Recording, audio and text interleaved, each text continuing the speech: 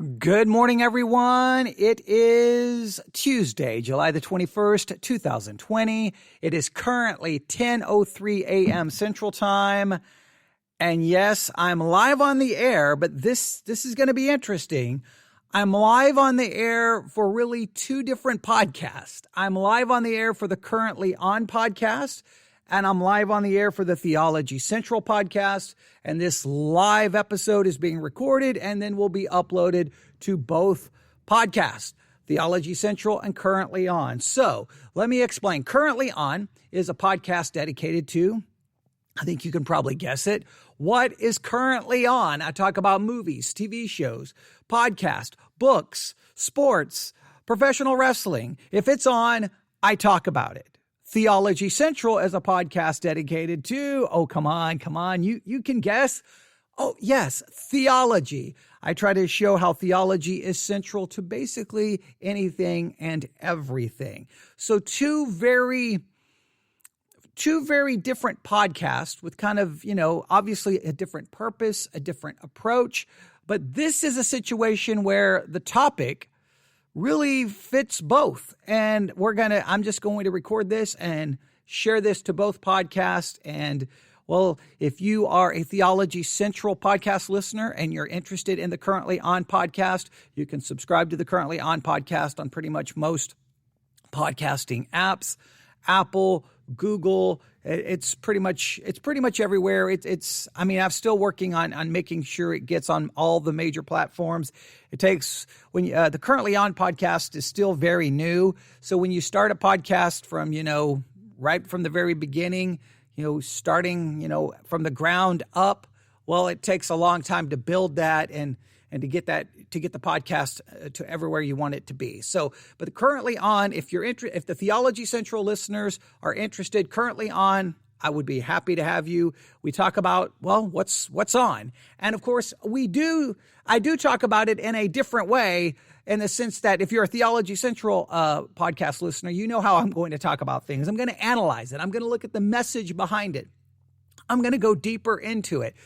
Doesn't matter if it's a song, doesn't matter if it's a movie, doesn't matter if it's a TV show, it doesn't matter if it's a sporting event. I'm always looking and analyzing. And so that you'll be used to that. The Currently On podcast listeners may not be used to that, but if you want to hear me talk more about theology, Christianity, the Bible, doctrine, and all of those types of things, then you can subscribe to the Theology Central podcast, which is available on every podcast platform on the earth and possibly a few podcast platforms outside of the earth on other planets. Okay, now I've just spent a lot of time getting the Theology Central podcast everywhere I could possibly get it. If it was possible to put it there, I got it there. And if it wasn't possible, I've begged and pleaded and tried. And what's weird is the one platform where the Theology Central podcast hasn't really been available is those podcast apps that are dedicated to just Christian podcast. We've yet to receive a response from any of those platforms. I've emailed multiple times. They don't even bother to respond to me. So I guess our podcast is not acceptable for Christian podcast sites. We're acceptable for everything else, but not Christian podcast sites. I don't. That's really bizarre to me, but that's okay. So this is a special episode for the Theology Central podcast, the Currently On podcast, and we're going to talk today about the Netflix series Warrior-nun. Now, if you've been listening to the Currently On podcast, you know I've spent a lot of time on this series.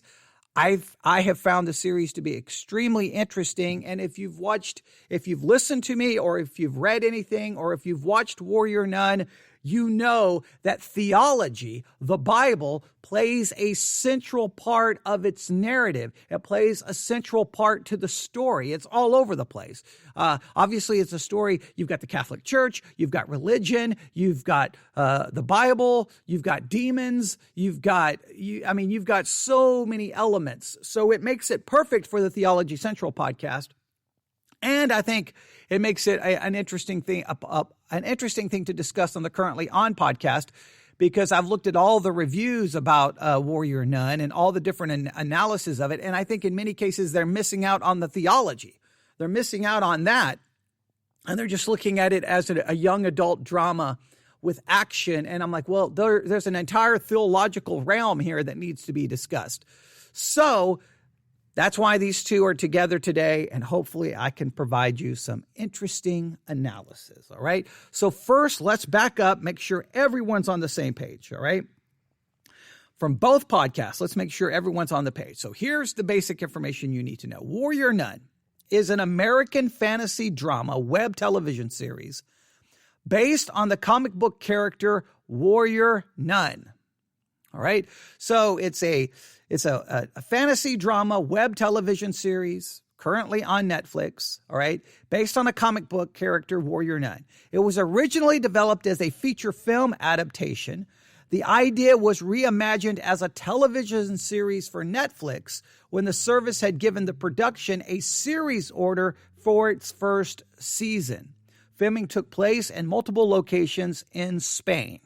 The series debuted on July the 2nd, 2020 on Netflix to positive reviews. So it debuted on July the 2nd. Obviously, it's July the 21st. And I know what some of you may be thinking. Well, typically when people do their reviews, what they do is they watch the whole thing and then they review the entire series. I don't do that because I don't do the whole binge watching. I'm not into binge watching.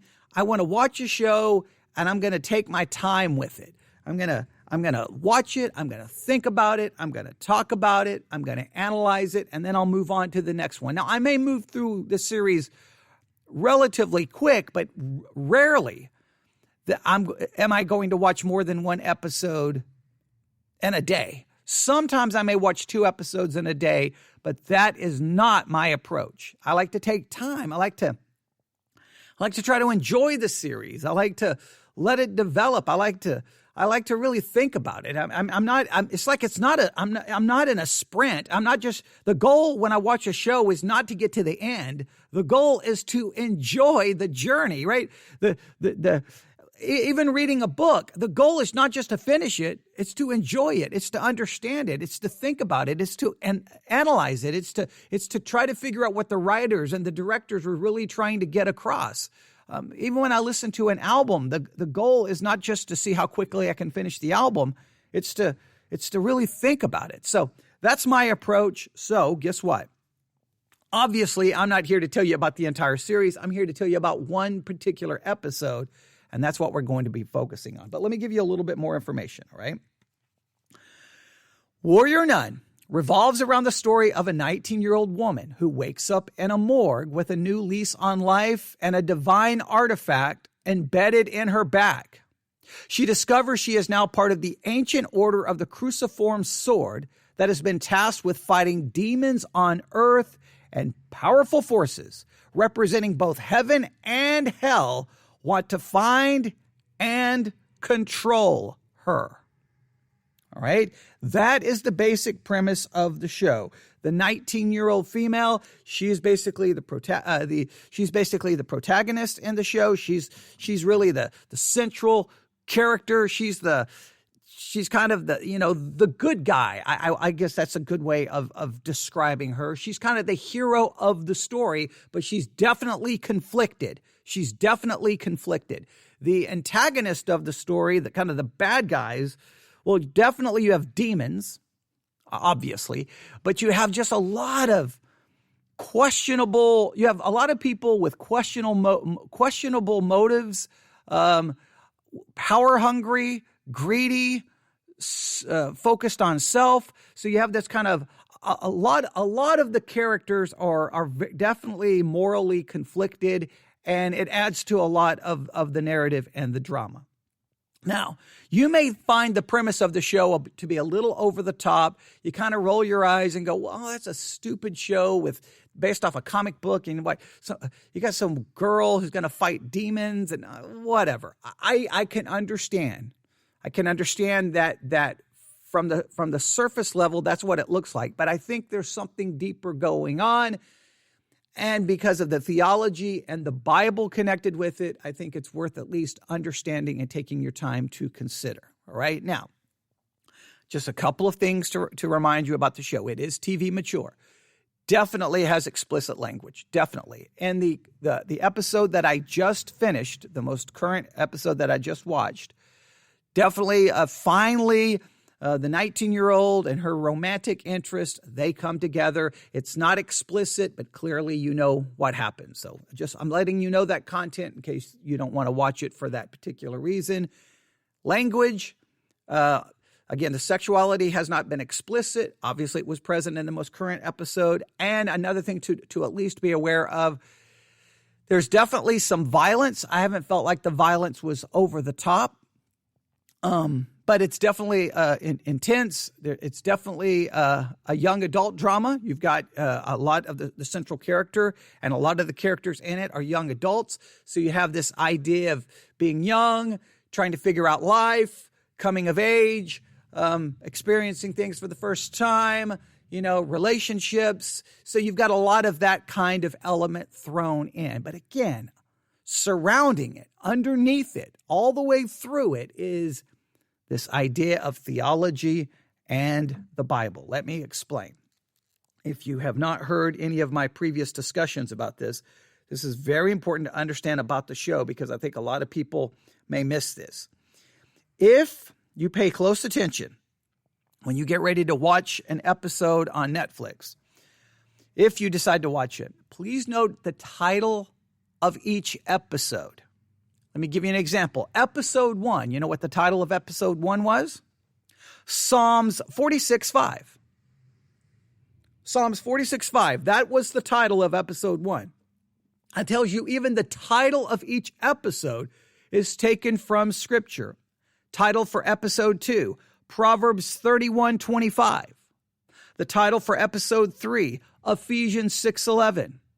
The title for episode 4, Ecclesiasticus 26:9-10. Ecclesiasticus is an apocryphal book. I did a whole discussion about that episode, which that brings me to episode 5, which I watched last night. Episode 5, and guess what the title is? Matthew chapter 7, verse 13. Matthew chapter 7, verse 13. Let me read for you Matthew chapter 7, verse 13. So you'll know where they took the title of the episode from. Matthew chapter 7, verse 13 reads this way. Enter ye in at the strait gate, for wide is the gate, and broad is the way that leadeth to destruction, and many there be which go in thereat. So enter ye in at the strait gate, for wide is the gate, and broad is the way that leadeth to destruction, and many there be which go in thereat. Now, if you watch episode 5, you're going to, and you read that scripture, you're going to catch on really quick. Oh, okay, I see what they're doing here. We got this idea of a gate, and you're going to catch on relatively quick. I don't like to give spoilers, so what I'm going to do is I'm going to simply give you some of the major themes in this episode and throw out some thoughts that I think will help you. We'll get more out of it. But what my real goal here is there is one theme. All right, there is one theme in episode 5 that when the scene happened, it's like, boom. It's like, sometimes when you watch a show and the show just slaps you across the face with a particular message or a particular idea or a particular theme.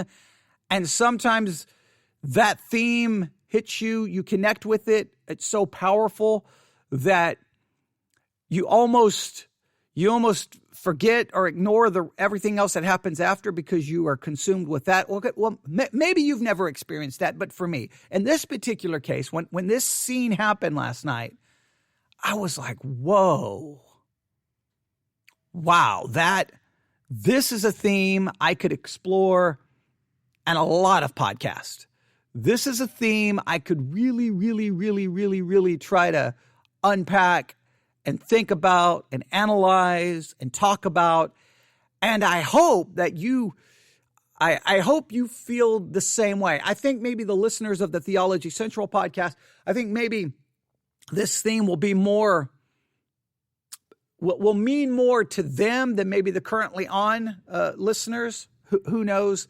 maybe it will appeal to everyone, but I think it's very powerful. So we're really going to take this apart. But before we get there, let's go through some major themes that developed in episode 5 and that I think that kind of brought the story forward. All right. So this is very important. One of the major themes in warrior-nun has been this idea that the 19-year-old, the central character in the story, she is confronted with two very clear choices. All right. Two very clear paths. Path number 1, live for herself.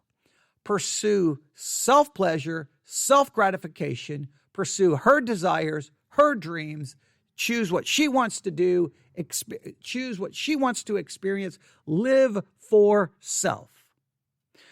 And she's struggling because that's what she really wants. But right there's a separate path that she is confronted with over and over and over again. And this path says, there is a purpose outside of yourself. It is a purpose that's going to require you to sacrifice what you want, sacrifice your desires, sacrifice your pleasure, because you're going to have to pursue a purpose that is higher than you, that is transcendent to you, that is, spiritual in nature. You are called to serve God, to fight demons, to give up your life for this greater purpose and this greater cause. And she's 19 and she doesn't want this transcendent spiritual path of self-sacrifice. She wants to indulge self. She wants to please self.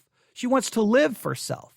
And this theme has reappeared over and over and over and over, and it appears again in this episode. Once again, she is confronted. She's trying her best to live for herself. She's running. She's running from this other calling. She's running from this other purpose, and let's just say the purpose comes to get her. Let's just say that the purpose comes to get her, and she also gets confronted in a very powerful way with the reality of hell, with the reality of demons. Now, the demon does show up, and I don't want to give too much away. I will argue that I'm not a big fan of the way they show the demons.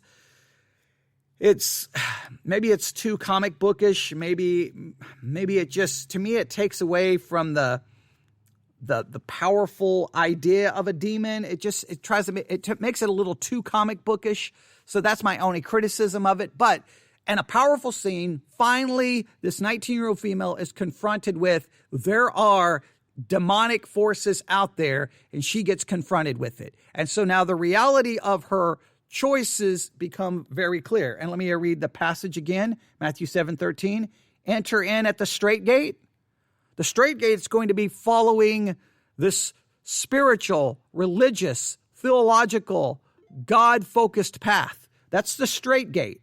But the other gate that she could take is wide, and broad is the way that leadeth to destruction, and many there be which go in thereat. If she decides not to follow the straight gate, the straight path, if she chooses not to go through the straight gate and go through the wide gate, the implication is it's going to be death and destruction. And she's going to have to make this choice. And in a roundabout way, I think in a roundabout way, she is now confronted with the reality, but you'll see she runs off again.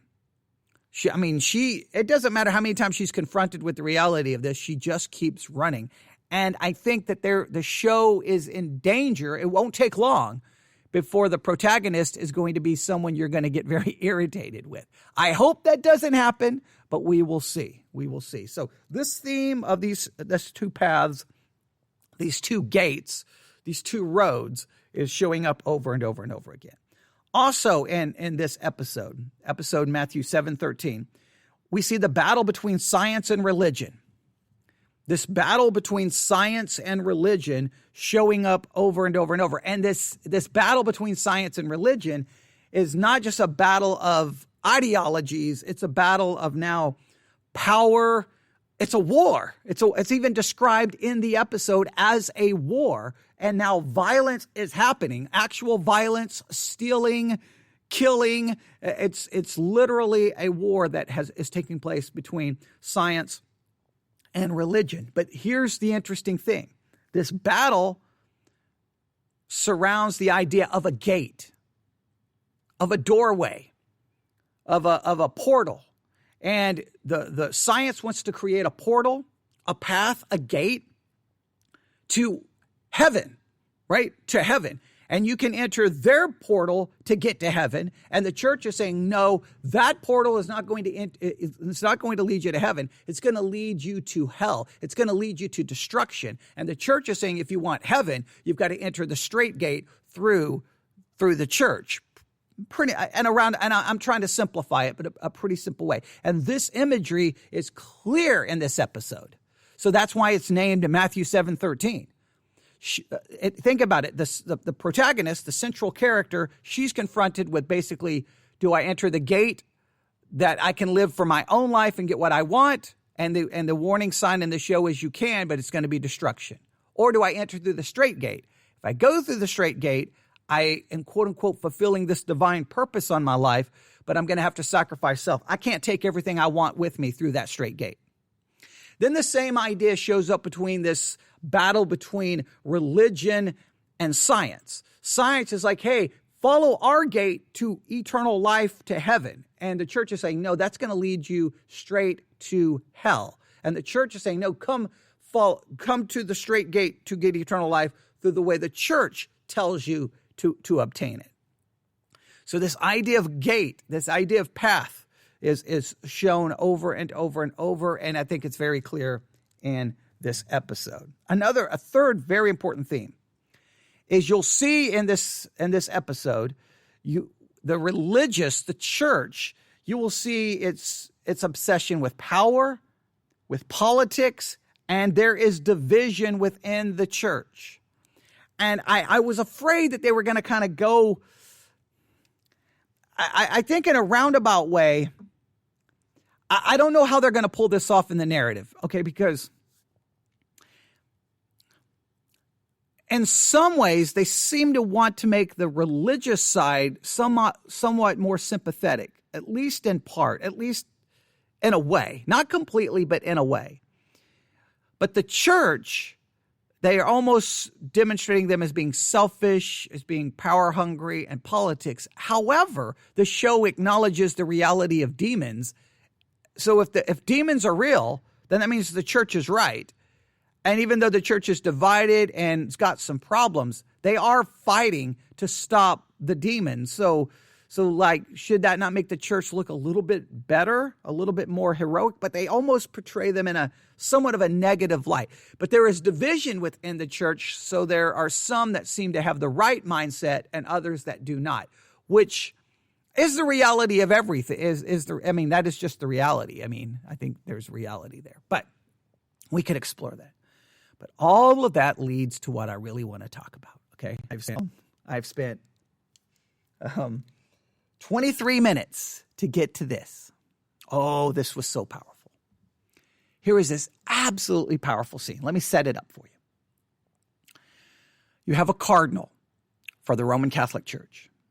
All right. He's kind of taking more power, taking a greater position, because the one priest that is supposed to be in charge of this order to help stop, to fight these demons and to take care of everything, the cardinal, and I guess those in the Vatican, believes this priest is not doing it the right way.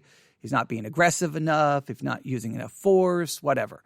The priest is almost shown as trying to be more spiritual, trying to be more humble, trying to be more compassionate, trying to truly find out what God wants. The cardinal and the leadership, the unspoken leadership of the Vatican, which is never really shown, the cardinal kind of represents them. They seem more concerned about image, power, position. So you see this kind of division already happening, and that's our previous point. But this all leads to this dramatic scene. Here's the cardinal of the Roman Catholic Church, and he's speaking to this nun. Now, what the cardinal wants is for this nun to basically say that she is loyal and she's going to be faithful to him and the church, In other words, hey, you're going to do what I'm going to need you to do, what I'm going to need you to do, because basically we're going to have to take over. And around about, we're going to have to get rid of this other priest, and there's going to have to be some changes. And and if you're with me and you're loyal and you're faithful, you'll be kind of right there on the ground level in the new changes and the new way things are going to work. So this cardinal wants this nun to say to him that he asks, I'm asking you, will you be loyal and will you be faithful to me and the church? All right. And the nun responds, man, this is so awesome to me. She responds, I will be faithful. I will be loyal to God. She doesn't promise loyalty or faithfulness to him. She does not promise loyalty or faithfulness even to the church. She promises loyalty and faithfulness to God. And the expression on the face of the cardinal when she says that is he's not super happy with it. Now, he doesn't say anything. The power of the scene is in his facial expressions, and then he turns and walks away. And as soon as that scene happened, now we could talk about how this would work within Catholicism, and we could get into a whole discussion about that. But from a theological standpoint, I immediately saw that and was like, whoa. That is a powerful thought, and that is a powerful concept.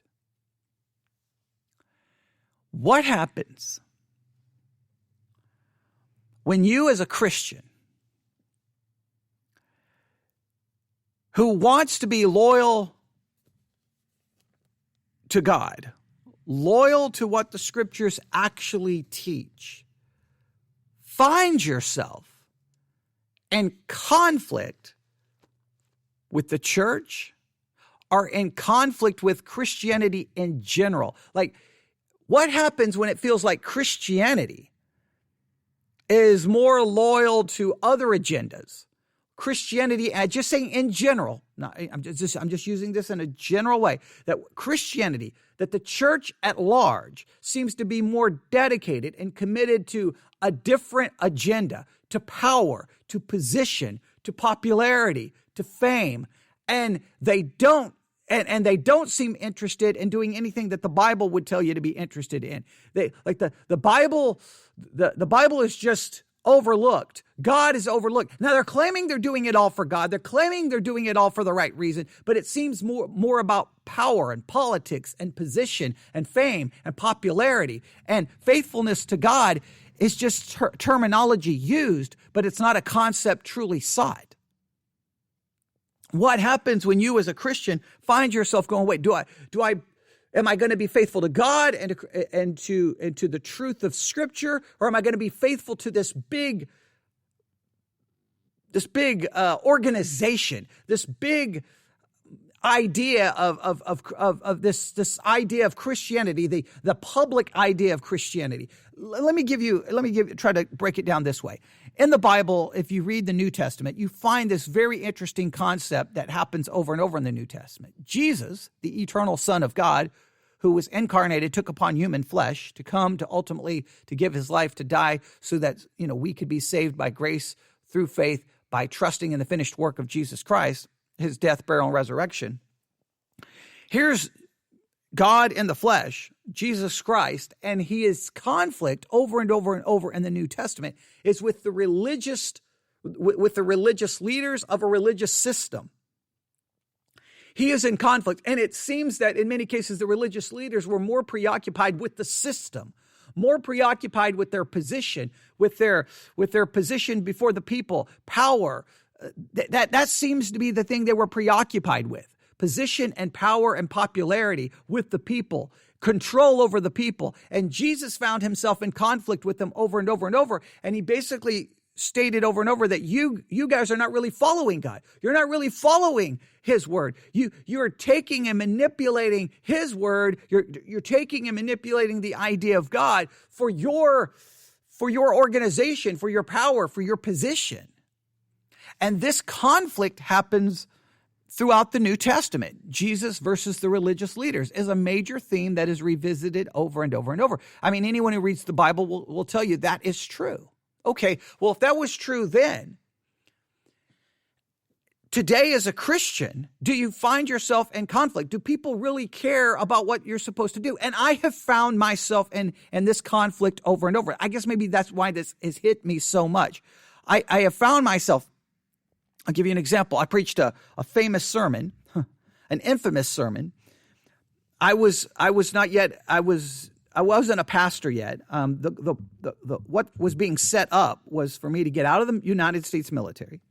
And I was going to kind of become the associate pastor for a church in Bellevue, Nebraska. And it was pastor appreciation night. And so we were supposed to cut the sermon short. Imagine that. We're going to cut the teaching of God's word short so that we can go downstairs and shove some cake down our throats and have a little get together so we can, quote unquote, appreciate the pastor. Well, you already know how I feel about that. We shouldn't be cutting short the preaching of God's word because that's what the church is really about. Okay, but all right. So I was asked to preach.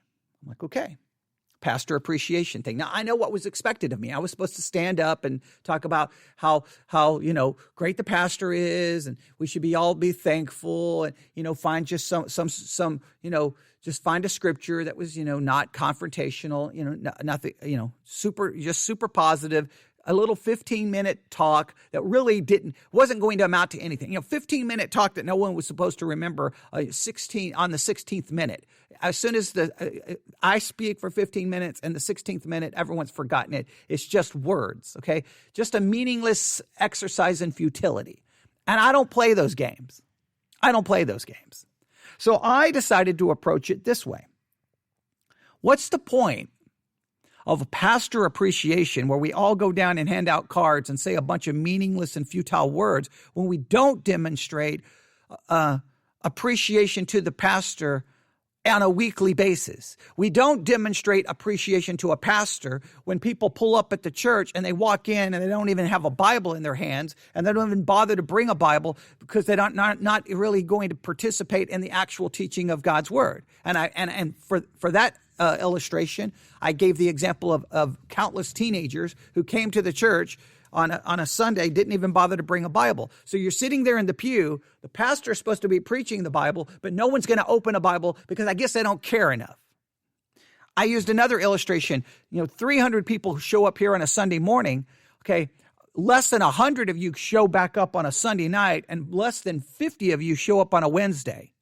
Well, that's not showing the pastor any kind of appreciation. And I really went off on this whole, like, we're going to say we're appreciating the pastor for a worthless ceremony, for a worthless little event. How about we show true appreciation to a pastor in the following ways? Well, let's just say that was the end of my career. People got so angry at me. People got so mad at me that was it. I was told that I could no longer be accepted to be the associate pastor. I'd basically preached myself out of a position. Now I had every opportunity right there to preach myself into the position. I had every opportunity there to preach myself into the good graces of those of the church, and I did not do so. Done. So that ended my career there. That was the end. Another example, I'm on Christian radio. I use the opportunity to go to talk about what some of the churches are doing and demonstrate that what they're doing is not biblical. Guess what happened? I get kicked off Christian radio. I can give you countless examples of where that happens to me. Where, okay, am I going to be loyal to Scripture? Am I going to try to focus on the Scripture? Or do I play the political games? Do I play the games? Early on in my Christian life, same thing happened. I was being set up to move into the parsonage for the church. They were going to help pay for some school. Everything was supposed to go well with me. I was really being set up to get into the ministry early on. Everything was going to be set up for me. And guess what? I would not stop asking doctrinal and theological questions, and I wasn't getting the doctrinal and theological answers that I wanted. So instead of just shutting up and just accepting with what they told me, even though their answers weren't very good, I wouldn't accept that. And so I gave up the possible future of a position and and in being able, to get into the ministry sooner, I decided, nope, I'm not going to play these games. I'm going to go try to find the answers. And so I pursued a path of pursuing doctrinal and theological knowledge, even though it made whatever group I was in, sometimes I wouldn't agree with that group, because I was like, no, I don't want just your standard answer. I want us to really do theology. I want us to really think about this and struggle with it. No, that ended that. Over and over and over in my Christian life, I've been confronted with this idea. What are you going to be loyal to? What are you going to be faithful to? Are you going to be loyal to us? Are you going to be loyal to our group? Are you going to be loyal to our position? I am not going to be loyal to that. I'm trying to be loyal to the scriptures and to God. And it's always placed me in this weird conflict. And I think many Christians find themselves at times going, Now, I understand that there's got to be a balance here. And please don't think in any way, shape, or form am I saying that I always handled these situations in a correct way. I did not. Young, foolish, at times dumb. But even if I would have possibly handled them a little better, I still would have taken the same approach, that I'm not just going to be silent and go along with the game so that I can get position and I can get power and I can get advancement and I can get this or get that. I'm not going to play that game, because it should be about the pursuit of truth. It should be about the pursuit of answers. It should be about the pursuit of trying to find out what God has to say in his word. That's what should be the most important. But so many times it turns into, like, here's the organization, here's the status quo, here's the template. You follow this. Don't rock the boat. You follow the party line. And if you don't follow the party line, you're in trouble. The first church I was ordained in, I got myself in trouble there because, once again, I wouldn't follow the party line. They had these weird rules that were self-contradictory and didn't make any sense. Things were being stated from the pulpit that were blatantly false and could be proved to be false. I mean, literally making statements about an organization or making statements about what someone believed, and then you go check it out and you're like, that's absolutely fraudulent and false. And then therefore I was proving myself to be disloyal, because I should have just kept my mouth shut and went with the party line. And it's like, I'm not playing the political games. And I have felt my whole life that Christianity is about political games. I remember being I was in Bible college. I was enrolled in multiple Bible colleges at the time. I was doing some preaching, and I went to this conference, and here's all these pastors, and I'm this young, quote unquote, preacher boy, to use that term. And it's like, I was just looking for I wanted to be a part of these guys. And it's like, I was just ignored because I didn't have the right name and I didn't have the right position. And it's like, it just felt like, so what do I have to do to be a part of to sit at the cool table? But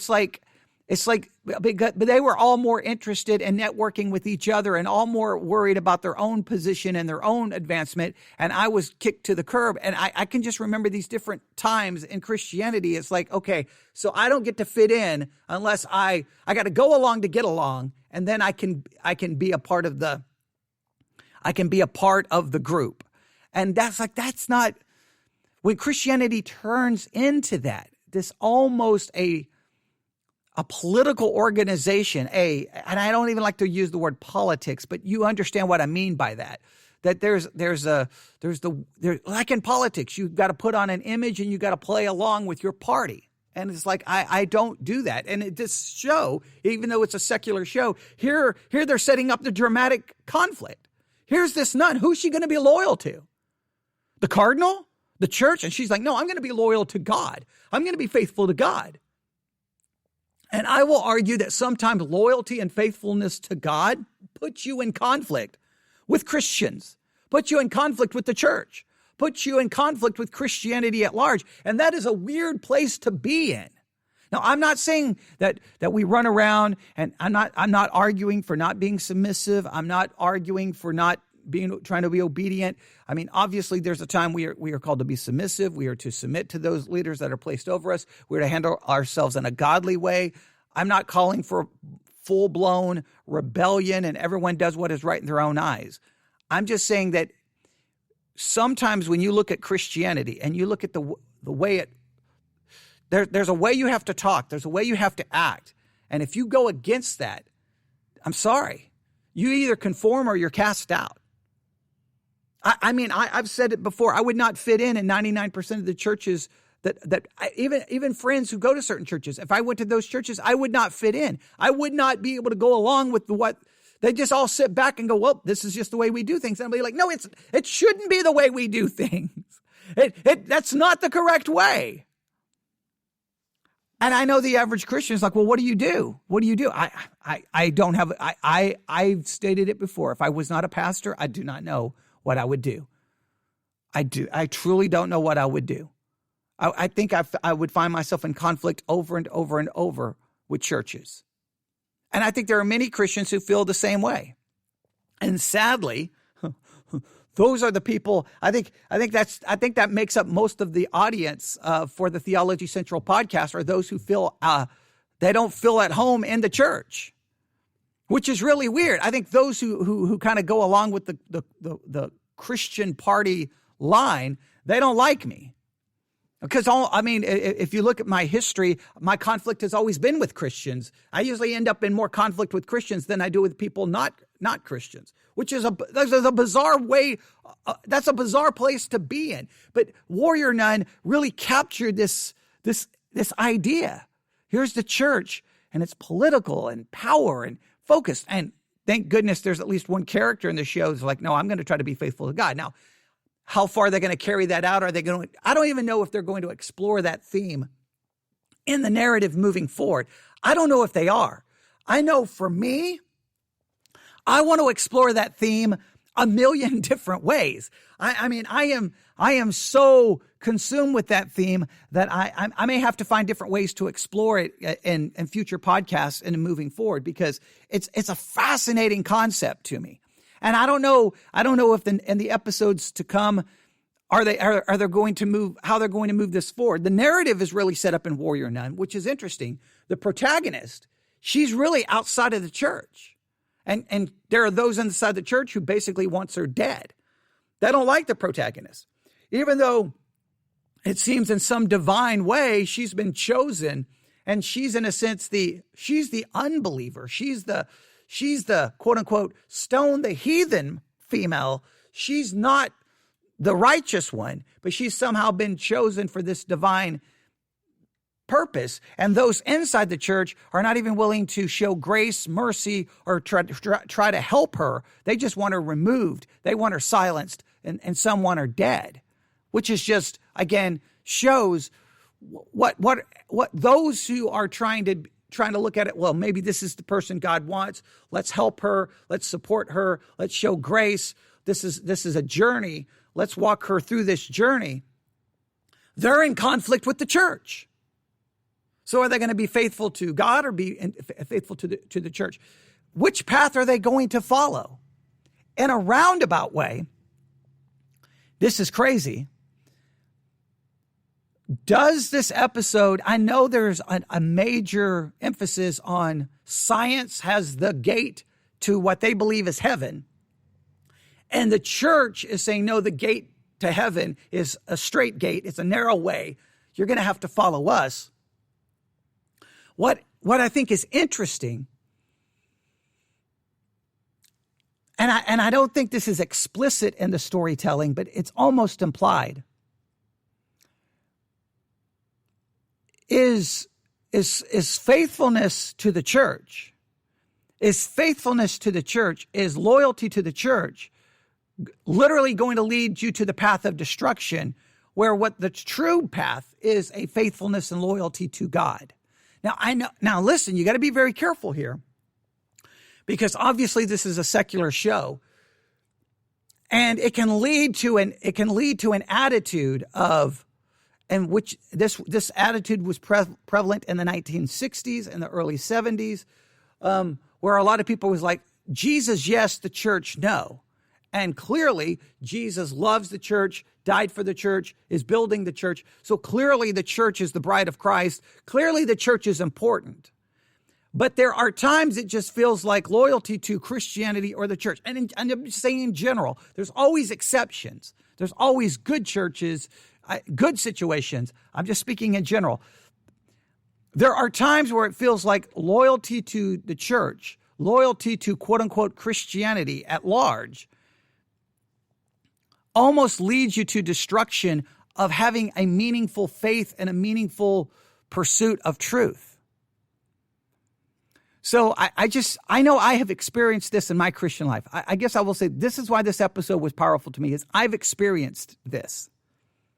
Loyalty to us, surrender to us, submit to us, do what we tell you, and hey, then you'll get this, and this. But if you don't do what we say, if you don't go along with what we say, talk, think, act, submit, then you're done.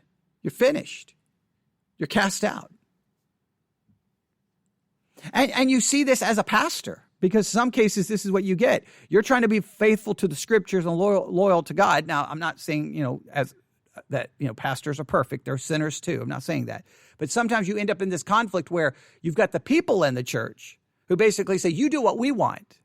You do you follow what we want. You do what we want. If you don't, then you're finished and you're done. So do you have to be loyal to the demands of the people, to the organization, to the structure, or do you be loyal? Or are you loyal to God? Where's your loyalties? What are you committed to?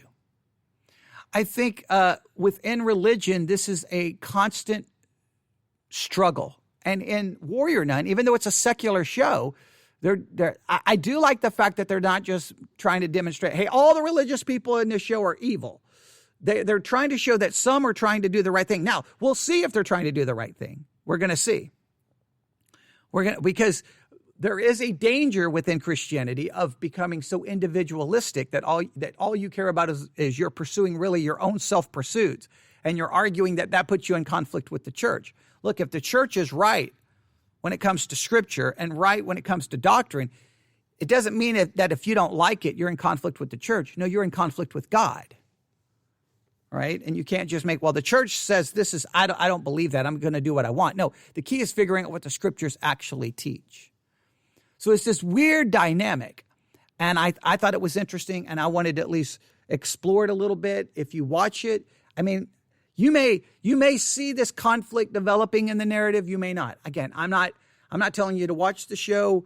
The show got positive reviews. It's already been approved, I think, for season 2. I don't know how popular it is on Netflix. I've seen article after article after article written about it.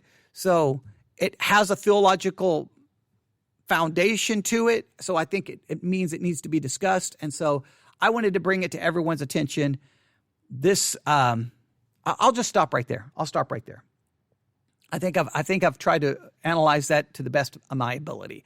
But I'll stop right there because I think it's an interesting theme, and you'll see how it plays out. So, for the currently on podcast listeners, currently on Netflix is the TV series Warrior-Nun, the web-based TV series, I think is how it's described in some articles. The TV series on Netflix is Warrior-Nun, episode 5. The title is Matthew 7:13. It has theology all over it, has the Bible all over it. I think there's plenty there to watch, plenty to analyze. Remember, it's rated TV mature. It does have violence. It does have language, and it does have some sexuality, even though it hasn't been explicit. Again, it's still TV mature, so that could change at any point, obviously, in the show. We'll see. It's a young adult drama based off a comic book. It's got a lot of things you would expect in a young adult drama. It's got violence. It's got action. It's got demons that, even though are a little too comic bookish for my taste, you can draw your own conclusion. For the Theology Central podcast listeners, here's a show on Netflix that's not religious per se. In other words, it's not a religious show. It's a secular show, but has theology central to it.